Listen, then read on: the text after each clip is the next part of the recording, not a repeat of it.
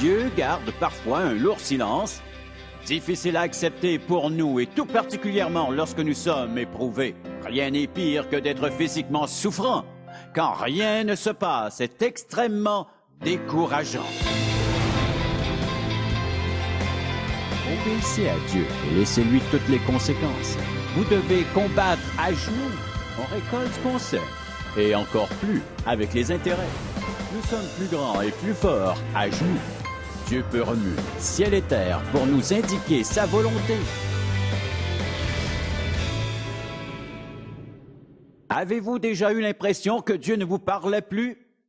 Vous avez prié en lui demandant une direction pour votre vie sans qu'il daigne répondre. Ou peut-être êtes-vous affligé d'un grave problème de santé et vous lui demandez de vous guérir, mais il ne semble rien entendre. Rien ne se passe. Ou vous voyez vos enfants sur une mauvaise pente. Vous priez pour que Dieu parle à leur cœur, mais vous ne voyez aucun changement. Il vous semble que Dieu garde envers vous un lourd silence. Vous savez bien qu'il est là quelque part, mais pour le moment, la ligne semble coupée.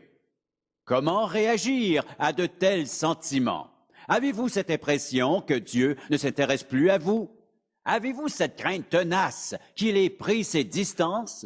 Est-ce seulement une impression ou est-ce que Dieu ne se fait plus aucun souci pour vous? Car dans votre tête, dans votre cœur et dans vos émotions, vous avez l'impression que Dieu reste sourd à toutes vos supplications quand vous avez tant besoin de lui.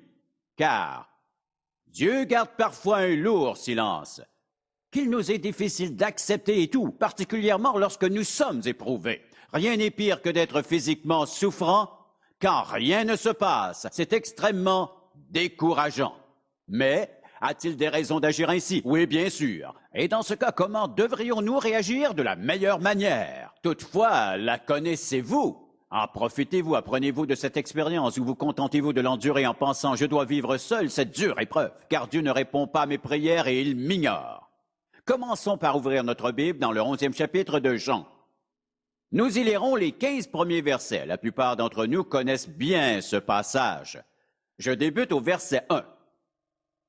Il y avait un homme malade, Lazare de Béthanie, village de Marie et de Marthe, sa sœur. C'était cette Marie qui oignit de parfum le Seigneur et lui essuya les pieds avec ses cheveux, et c'était son frère Lazare qui était malade. Les sœurs envoyèrent dire à Jésus, « Seigneur, voici, celui que tu aimes est malade. » Après avoir entendu cela, Jésus dit, « Cette maladie n'est point à la mort, mais elle est pour la gloire de Dieu, afin que le Fils de Dieu soit glorifié par elle. » Or, Jésus aimait Marthe et sa sœur et Lazare. Lors donc qu'il eut appris que Lazare était malade, il resta 2 jours encore dans le lieu où il était.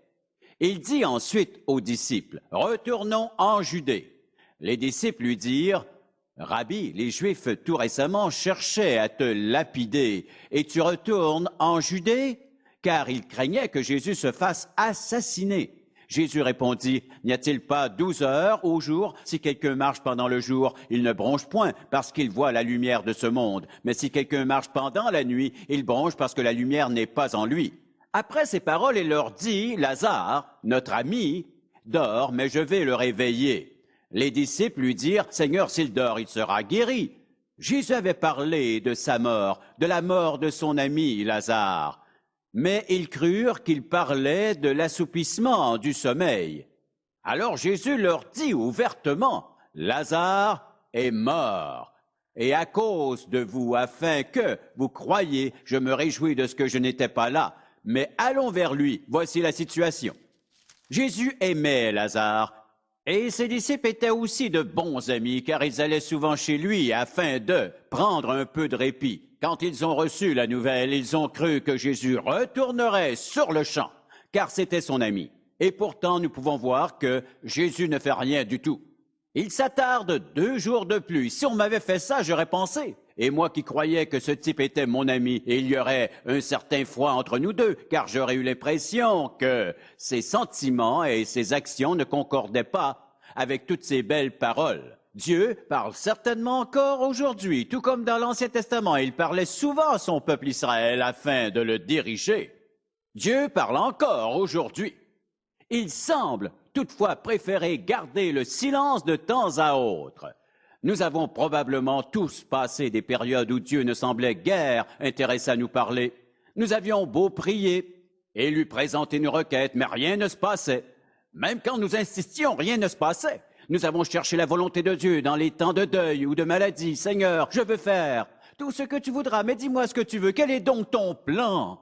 Mais cela ne semblait pas le déranger du tout. Vous êtes-vous déjà fâché contre Dieu? Les plus braves l'admettent, les autres savent qu'ils se sont déjà fâchés contre lui. Vous savez bien qu'à un moment ou un autre, vous étiez peut-être fâché, mais juste un peu contrarié par la tournure des événements. Vous vouliez vraiment faire sa volonté, mais il ne vous montrait pas ce qui se passait dans votre vie.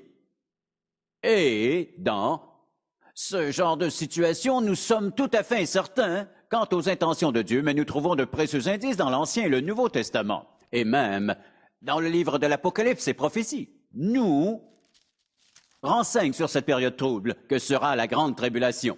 Quand il ouvrit le 7e sceau, il y eut dans le ciel un silence d'environ une demi-heure. Vous pensez peut-être, moi ce qui m'intéresse, c'est que Dieu me parle et pas ces périodes de silence. Pourtant, le silence de Dieu contient un aspect très, très positif. Même s'il arrive que le silence de Dieu nous plonge dans l'impatience, nous perturbe et nous fait remettre sa bonté en question, laissez-moi vous dire que son silence peut quand même avoir du bon. Mais si tout ce qui m'intéresse de Dieu est d'obtenir mon information et que mes désirs et mes requêtes soient exaucés, je raterai alors certaines de mes plus merveilleuses bénédictions en ce qui concerne le plan de Dieu pour ma vie. J'aimerais prendre un moment pour attirer votre attention sur les raisons qui le rendent silencieux, car nous avons le droit de le questionner sur les raisons de son silence. Il nous a promis son amour et de pourvoir à nos besoins. Il promet de répondre à nos prières. Il promet de nous donner sa direction et tout à coup, le silence. Nous n'entendons plus rien de lui. En quoi cela cadre-t-il avec ce qu'il veut faire dans notre vie, car nous avons le droit de lui poser cette question. Quelles sont donc ces raisons d'agir ainsi même s'il ne garde pas toujours le silence comme nous l'avons déjà dit? Ne nous leurrons pas, une raison pour laquelle Dieu paraît silencieux et que nous sommes tellement absorbés par le monde, ses soucis, ses plaisirs et aussi nos propres intérêts, que nous ne pourrions pas l'entendre de toute façon. Nous ne sommes pas sur la même longueur d'onde. Nous n'avons aucun temps pour lui. Nous l'éloignons, peut-être pas consciemment, mais nous le faisons quand même. Une raison spécifique pour expliquer le silence de Dieu est qu'il essaie simplement d'attirer notre attention. Parfois, nous vivons seulement par et pour nous-mêmes. Et un jour, nous décidons que nous avons besoin de lui, mais il ne semble pas coopérer car il veut attirer notre attention. Dieu n'est pas notre serviteur et on ne peut pas s'attendre à ce qu'il se montre quand on l'appelle et qu'il parle quand on le veut bien. Dieu est le souverain de cet univers et il est celui qui tient les commandes. Ce n'est pas nous, c'est lui. Et il arrive qu'il doit poser certains gestes pour attirer notre attention et l'un d'eux est de demeurer absolument silencieux. Nous ne l'entendons plus. Une autre raison est un péché non confessé. Un péché non confessé dans la vie d'une personne l'empêchera d'entendre Dieu. Pour être plus précis, elle n'entendra qu'une chose et rien d'autre. Tu dois impérativement extirper ce péché de ta vie. Dieu parlera seulement de cela avec elle. Dieu ne s'intéressera à rien de ce qui peut vous intéresser lorsque vous vivez dans le péché, que vous n'êtes pas sensible à sa volonté, son intention, son plan et que vous ne voulez pas accomplir sa volonté. La troisième raison est que nous ne sommes pas toujours prêts. Nous ne sommes pas prêts à l'écouter. Nous menons notre petit train de vie comme nous l'entendons, mais si le péché est présent dans notre vie, pourquoi Dieu écouterait-il les requêtes de notre cœur? Pourquoi le souverain Dieu de cet univers passerait-il par-dessus ses exigences de sainteté, contournerait ses appels à l'obéissance, négligerait ses propres commandements à marcher dans ses voies pour répondre à nos prières? Vous pensez peut-être que Dieu répond quand même à vos prières, même si vous vous êtes détourné de lui, mais ce n'est pas vrai. Mais le diable peut aider à répondre à vos prières, car il adore travailler de cette manière. Vous priez pour une requête contraire à la volonté de Dieu, je puis vous dire que Satan vous offrira une contrefaçon, une parodie, une falsification pour vous détourner de la volonté de Dieu. Il vous aidera à sa façon afin de vous détournez du plan de Dieu. C'est pourquoi nous prions et nous regardons ce qui nous arrive. Si Dieu ne fait rien pour nous arrêter et pour attirer notre attention, nous essaierons de toutes les manières possibles d'arranger, de manipuler nos circonstances afin de continuer dans la direction que nous nous sommes fixés. Mais le silence de Dieu nous ramène alors dans le droit chemin de sa volonté pour notre vie. Parfois, nous ne sommes pas capables ou disposés à l'écouter. Il doit donc, premièrement, nous enseigner à lui faire confiance en tout temps. Si à chaque fois que je vais à Dieu pour lui demander quelque chose, qu'il me répond et que nous discutons, et que je sais alors qu'il me parle, après un certain temps, ce n'est plus une question de confiance. Mais si je vais à lui, qu'il ne répond pas et préfère garder le silence, vais-je lui faire confiance malgré ce silence? Vais-je lui faire confiance ou dois-je absolument avoir quelque chose? Dois-je absolument obtenir la garantie qu'il m'écoute? Ai-je confiance qu'il demeure le même dans son silence? Car ce silence n'indique pas qu'il est inactif. Ce silence ne veut pas dire qu'il ne m'écoute pas. Ce silence ne signifie pas qu'il ne répondra pas à ma requête. Dieu veut que nous entretenions une relation avec lui, une relation intime avec lui dans le sens qu'elle n'est pas conditionnelle. Qui veut être aimé seulement s'il respecte des conditions? Personne ne veut être aimé sous certaines conditions. Dieu ne veut pas que nous l'aimions conditionnellement, juste parce qu'il est Dieu. Alors, il se sert de ce silence pour nous enseigner à lui faire confiance. Ensuite, le silence de Dieu peut être motivé par une autre raison très importante. Écoutez bien ce qui suit. Il veut que nous apprenions à distinguer sa voix des autres voix. Il veut nous apprendre à distinguer sa propre voix des autres voix. Pensez à toutes les voix que nous entendons quotidiennement. Et je me rappelle, lorsque j'étais un enfant, nous étions environ 6 copains. Chaque après-midi après l'école, nous allions dans un grand terrain pour jouer. Et je peux encore me rappeler que nos jeux duraient parfois jusqu'à l'heure du repas et nous savions que nous devions nous arrêter pour aller manger quand nos mères nous appelaient. Nos mères savaient tout où nous étions. Je peux encore entendre la voix de ma maman, Charles. Je pouvais distinguer la voix de ma mère de celle des autres mères. Je pouvais reconnaître ma mère, même quand les autres appelaient en même temps. Et même si ma mère ne m'appelait pas par mon nom et qu'elle dise « C'est le temps de rentrer pour manger », je savais que c'était elle, car je l'avais reconnue. Peu importe combien de mères appelaient en même temps, je savais que c'était la mienne. J'ai grandi avec cette voix et je l'aurais reconnue entre 1000. Je n'avais donc pas à me demander si quelqu'un d'autre appelait. Je pouvais distinguer la voix de ma mère des autres voix. De la même manière, nous apprenons à distinguer la voix de Dieu des autres voix. Beaucoup de gens peuvent nous donner leur avis, nous conseiller. Mais ensuite, lorsque nous recherchons en silence la présence de Dieu, alors nous sommes capables de distinguer sa voix de la voix des autres personnes qui nous proposent leur avis. Le silence de Dieu comporte un autre avantage dont nous avons déjà parlé. Quel est le but de Dieu pour nous? Son but est d'entrer en relation.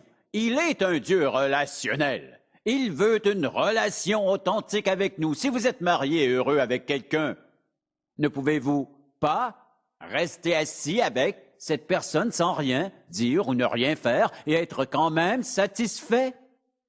Si vous entretenez une relation sincère, vous n'avez pas besoin d'avoir ceci ou cela. En certains temps, sa présence suffit. Faites-vous confiance à Dieu? Sa présence vous suffit-elle, car c'est ce qu'il désire réellement? En d'autres mots, il veut que nous dépassions le stade. Je veux ceci et cela. Protège-moi pour voir mes besoins, ceux de ma femme, de mes enfants, mon auto, ma maison et mon travail. Pensez-vous pas que Dieu aimerait simplement vous avoir, vous seul, tel que vous êtes?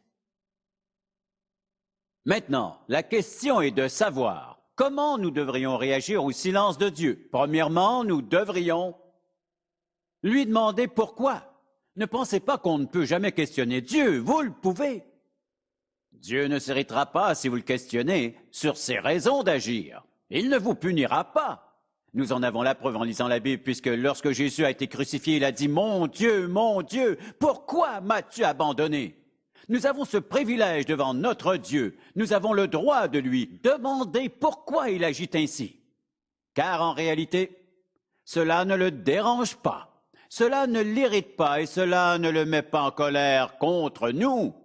Rappelez-vous qu'il nous comprend tous parfaitement. Il connaît les raisons qui nous motivent à le questionner. Alors, une première et bonne réaction est de lui demander ses raisons, sans craindre d'être puni. Une deuxième raison est celle-ci.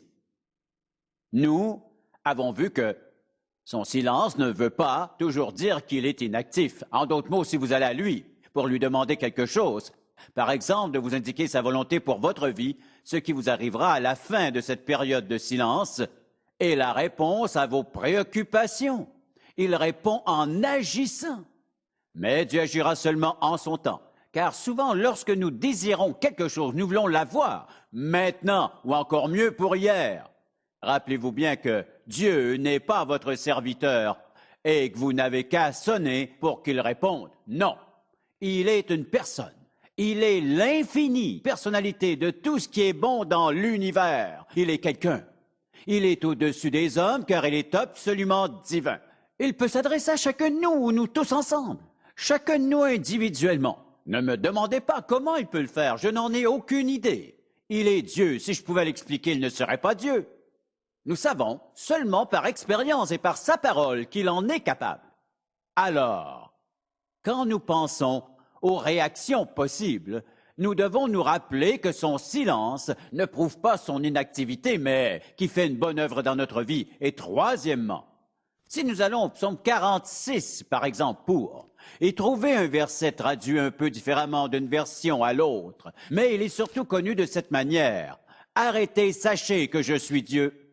Et dans certaines autres versions, on peut lire « Reconnaissez que je suis Dieu ». Au lieu de « Sachez que je suis Dieu », ce qui est une manière un peu différente de le dire. Mais l'important est de s'arrêter. Comment dois-je réagir? Je ne dois pas réagir avec peur, doute, crainte, frustration, anxiété ou d'autres sentiments négatifs semblables.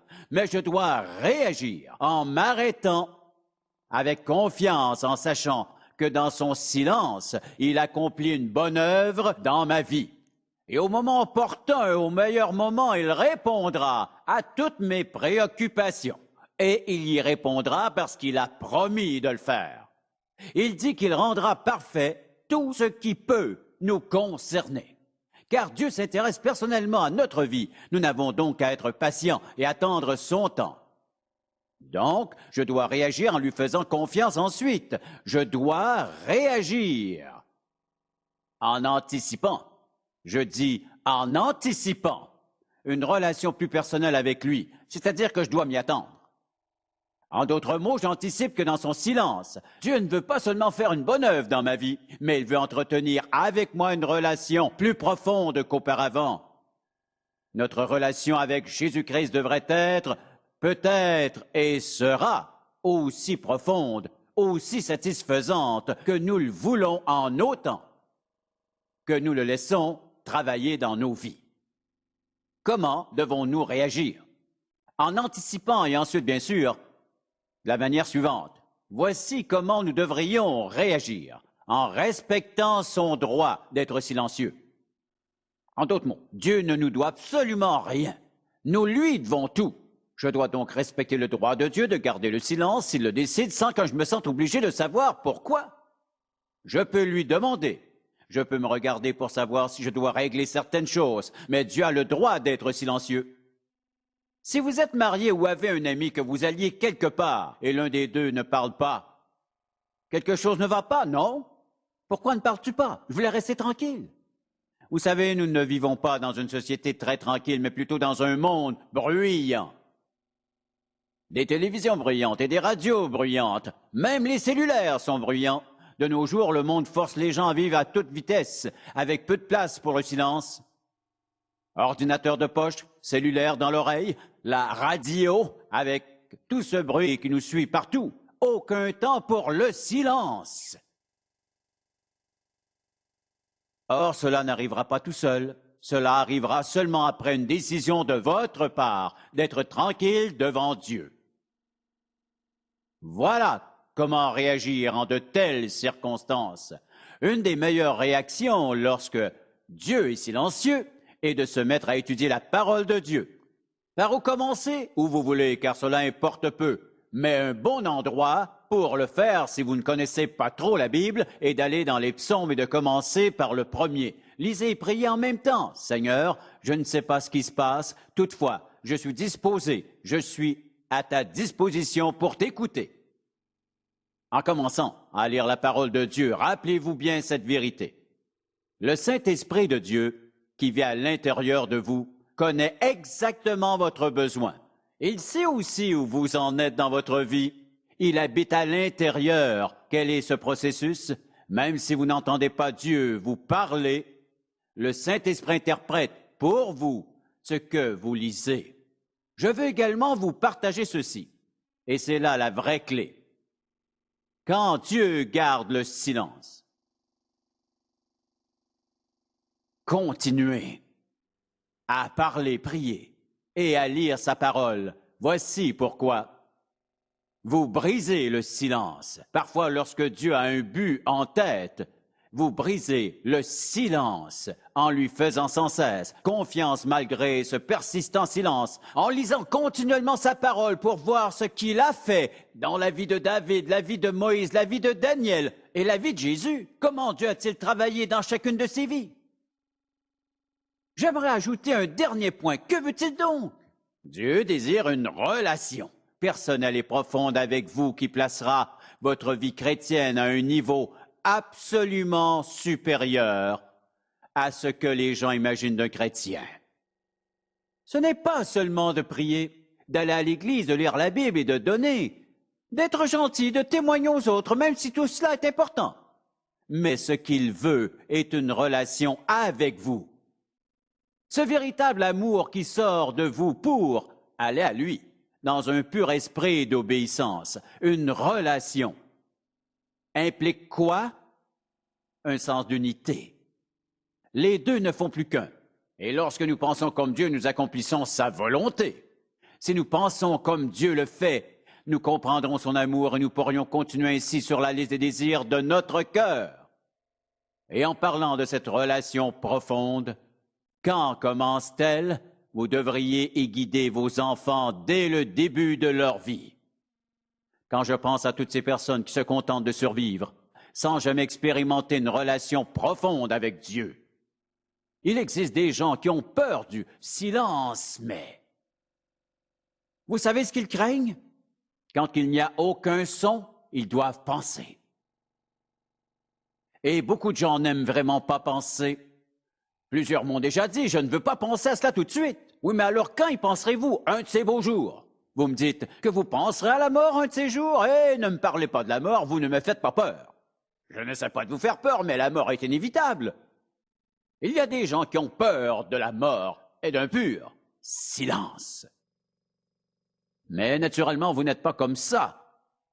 Je veux quand même vous encourager d'en faire votre but sur votre liste de priorités. Une fraîche et nouvelle relation intime avec l'Éternel par son Fils Jésus-Christ, mais par où pouvons-nous commencer?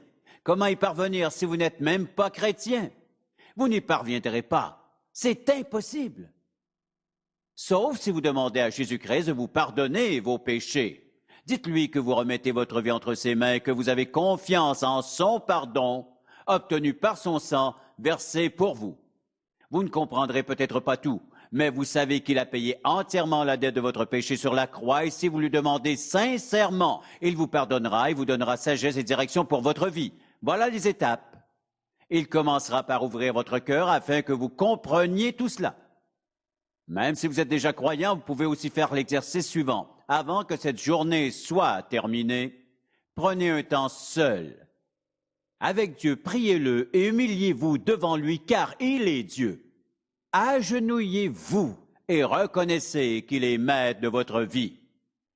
Et dites-lui que vous voulez vous arrêter et garder le silence, afin qu'il puisse vous parler s'il le désire, mais que rien ne l'oblige à le faire. Vous voulez simplement vous offrir à lui en silence, quel que soit le message transmis. Vous voulez seulement l'écouter. Si vous pratiquez ce silence devant lui, voici ce qui vous arrivera. Anxiété, angoisse, colère, inquiétude et toutes ces choses qui procurent aux gens des maladies cardiaques en tout genre, tout cela disparaîtra de votre vie pour de bon. Et pourquoi?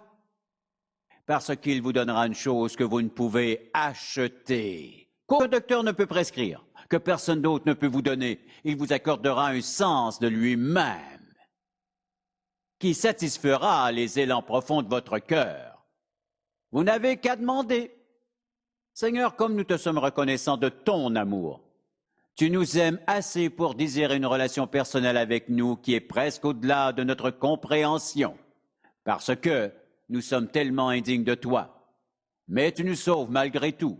Tu nous mets en position pour entretenir ce genre de relation avec toi. Et ma prière pour toutes les personnes qui entendent ce message, c'est que tu leur donnes un appétit pour ta personne. Non pas pour ce que tu peux donner, mais pour toi-même. Je sais que tu rassasieras tous ces cœurs. Au nom de Jésus, Amen. Pour obtenir plus d'informations sur les ministères en contact ou pour savoir comment entretenir une relation personnelle avec Jésus-Christ, composez notre numéro de téléphone ou écrivez-nous en utilisant l'adresse sur votre écran. En contact avec Charles Stanley a été réalisé par la grâce de Dieu et la fidélité de nos partenaires de ministère à travers le monde.